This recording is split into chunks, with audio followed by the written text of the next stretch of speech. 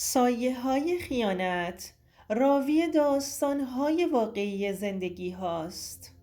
تصور کن روزی بیخبر از همه چیز وارد خونه‌ای بشی و ببینی زن محبوبت با بهترین دوستت در حال خیانت به توست. چیزی که هیچ وقت فکر نمی کردی برات پیش بیاد.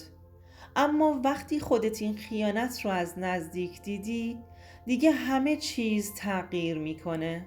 هیچ وقت فکرشو نمی کردم روزی برسه که بشینم و قصه خیانتی که بهم شده رو برای کسی تعریف کنم. ولی خب زندگی همیشه اون جوری که ما میخوایم پیش نمیره. شاید گفتن این سرنوشت باعث بشه یه نفر قبل از اینکه کارش به شکستن برسه چشماش رو باز کنه. اگر حوصله‌ش رو داری بشین پای حرفای من، چون قراره چیزی رو برات تعریف کنم که هنوزم گاهی با فکر کردن بهش دستام یخ میکنه. علی هستم. در یک خانواده معمولی و متوسط در یکی از شهرهای دور به دنیا اومدم. بابام یک کارگر زحمتکش ساده بود. مردی که همیشه عرق زحمت روی پیشونیش خشک نمیشد میرفت سراغ کار بعدی. و مامانم هم یه زن آروم و مهربون و خونه‌دار بود که هرچی از زندگی میدونم رو ازش یاد گرفتم. همیشه توی خونه ما یه چیز خیلی مهم بود: اعتماد.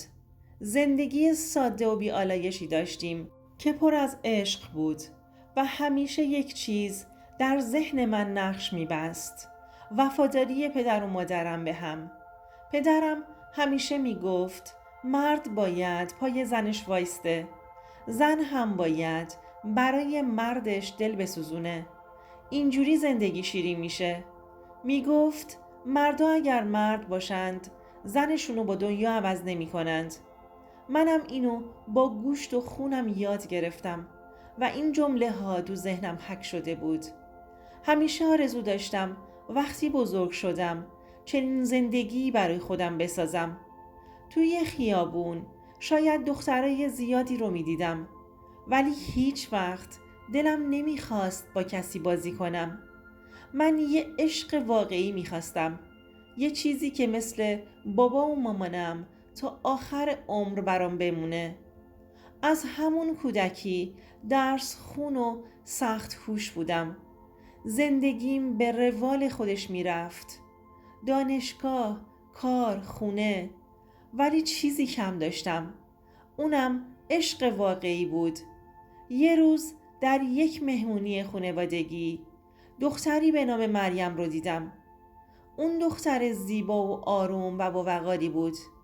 مریم با چشمای درشت و نگاه معصومش یه جوری اومد تو زندگیم که انگار از اول واسه من ساخته شده بود.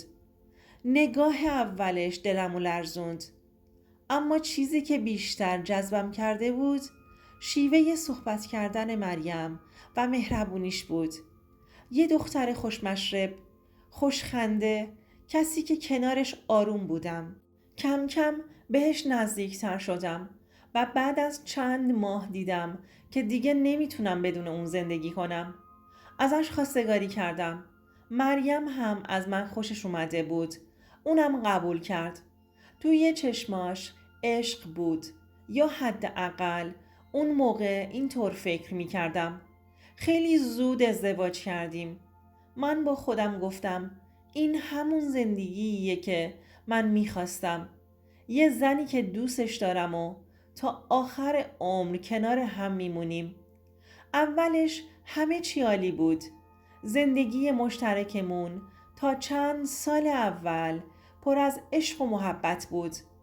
من برای خوشحال تر کردنش هر کاری می کردم. سفر می رفتیم، با هم می خندیدیم، هدیه های کوچیک می خریدیم و پیام های عاشقانه و هر چیزی که بتونم به مریم نشون بدم که چقدر دوستش دارم. دنیامون قشنگ بود، ولی بعد از چند سال یواش یواش حس کردم که یه چیزی داره تغییر میکنه. تغییرات کوچکی در رفتار مریم ظاهر شده بود. دیگه کمتر به هم نگاه میکرد. گوشیش همیشه دستش بود. قبلا راحت میذاشتش هر جا. اما حالا همش میچسبوندش به خودش. کسی که با گوشیش ور نمیرفت اما حالا مدام پیام میداد. قفل گوشیش رو عوض کرده بود. وقتی باهاش حرف میزدم یه جوری جواب میداد که انگار حوصله‌مو نداره. سرسری جوابمو میداد. به بهانه‌های مختلف مثل خرید، باشگاه و یا دیدار دوستاش میرفت بیرون.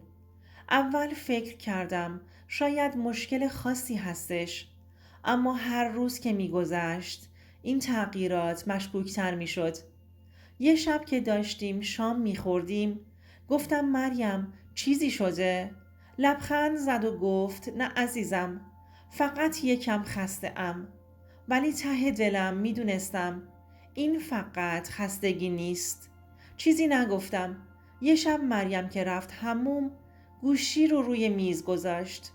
یه نگاه کردم و دیدم که قفل گوشیش بازه. من اصلاً آدم شکاکی نبودم، ولی نمیدونم چرا اون شب یه حس عجیبی افتاد به جونم. دو دل بودم که نگاه کنم یا نه. همون لحظه یه پیامکی اومد. دلم برای امشب تنگ شده. قلبم تند میزد. احساس کردم یه سطل آب یخ رو ریختن روی سرم. یه لحظه دنیا دور سرم چرخید. انگشتام یخ کرد. احساس کردم چیزی درونم شکست و چشمام سیاهی رفت. دلم میخواست گوشی رو بکوبم زمین، ولی به خودم مسلط شدم. نفس عمیقی کشیدم و گوشی رو گذاشتم سر جاش و منتظر موندم از حموم بیرون بیاد. اون شب چیزی نگفتم، اما یه تصمیم گرفتم. باید میفهمیدم که واقعاً چی داره میشه. فردای اون شب مریم گفت امشب میخوام برم خونه ی دوستم و ممکنه که دیر برگردم. لبخندی زدم و گفتم باشه عزیزم، مواظب خودت باش. ولی از پشت لبخندم خشم و زخمی که خورده بودم داشت خفم میکرد. آروم از خونه زدم بیرون و از دور مریم رو تعقیب کردم. سوار یه تاکسی شد و بعد از چند خیابون جلوی یه خونه ایستاد و پیاده شد. وقتی در خونه رو زد، در رو کسی باز کرد که با دیدنش یه لحظه قلبم وایستاد. کیوان دوست صمیمیم، رفیقی که سالها کنارش بودم، کسی که همیشه به هم مشاوره میداد، کسی که بارها از عشق و وفاداری صحبت کرده بود. اما حالا همین آدم در رو برای مریم زن من باز کرده بود. مریم با لبخند رفت تو. چشمام سیاهی رفت. باورم نمیشد. زنم با بهترین دوستم. چند لحظه‌ای به در خیره شدم. دو دل بودم که چیکار کنم، اما نمیتونستم همینطور بایستم و نگاه کنم. یه چیز تو وجودم میگفت برو جلو، ببین چقدر حقیرن. با قدم‌های سنگین به سمت در رفتم و زنگ در رو زدم. کیوان که در رو باز کرد رنگش پرید. مریم پشت سرش ایستاده بود. وقتی منو دید دستش رو گذاشت روی دهنش و عقب رفت. یه لحظه سکوتی سنگین حاکم شد. فقط صدای نفسهای سنگین خودم رو میشنیدم. با صدایی که خودم حتی به زور میشنیدم گفتم چرا؟ کیوان نگاهش رو دزدید و سرش رو پایین انداخت.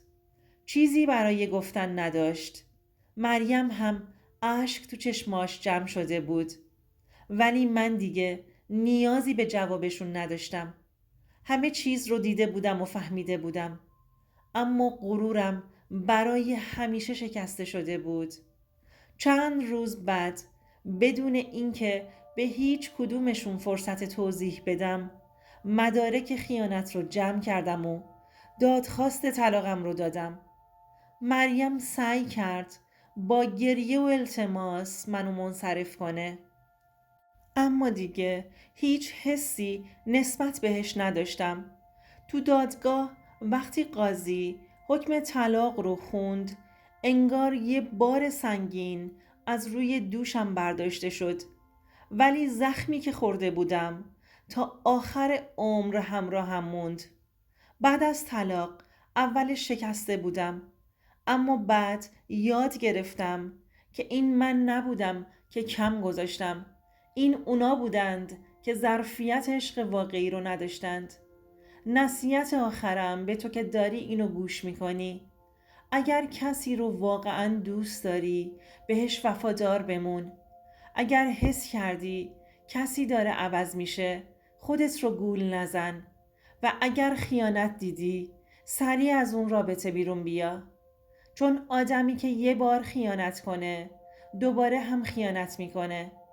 زندگی کوتاه‌تر از اونه که وقت تو با آدم‌های اشتباهی حروم کنی.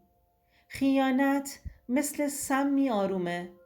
اگر زود متوجه نشی تمام وجودت رو از بین میبره. اگر تو رابطه هستید مراقب نشانه ها باشید. عشق واقعی بر پایه اعتماد و صداقت و وفاداری ساخته میشه.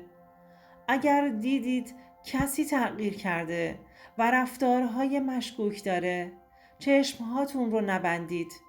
و مهمتر از همه، اگر خیانت دیدید خودتون رو سرزنش نکنید. مشکل از شما نیست، مشکل از کسیه که قدرت عشق شما رو ندونسته. وفاداری یک انتخابه، نه یه اجبار. اگر کسی انتخاب کرد که خیانت کنه، شما هم انتخاب کنید که از زندگیتون بیرونش کنید.